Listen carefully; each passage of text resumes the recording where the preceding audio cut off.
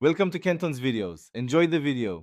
In this video, I will explain how to make chocolate fondue with cocoa powder. First, ensure you have all your ingredients ready for a smooth process. You'll need half a cup of good quality cocoa powder, half a cup of granulated sugar, and a quarter teaspoon of salt to balance the flavors.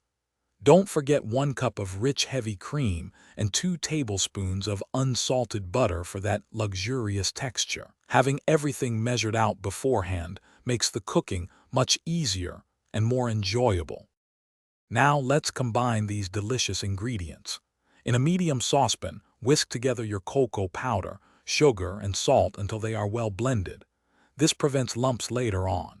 Next, slowly pour in the heavy cream, stirring continuously as you add it. This ensures a silky smooth base for your fondue. Place the saucepan over medium-low heat, continuing to stir constantly to prevent scorching and ensure even heating. The key to perfect fondue is gentle heating. Continue stirring until the mixture reaches a gentle simmer. Avoid letting it come to a rolling boil. Once simmering, remove the saucepan from the heat and stir in the 2 tablespoons of unsalted butter. The butter will melt quickly, adding a beautiful sheen and richness to your fondue. Keep stirring until the fondue is completely smooth, thick, and wonderfully glossy. Your homemade chocolate fondue is now ready to be enjoyed.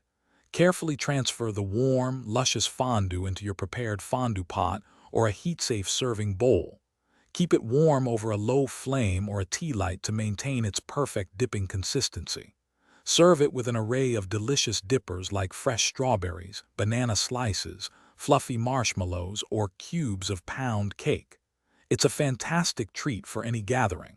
Also, remember to check the description below for a link to the Owala water bottle and other great deals. Thanks for watching. Consider subscribing if we helped you.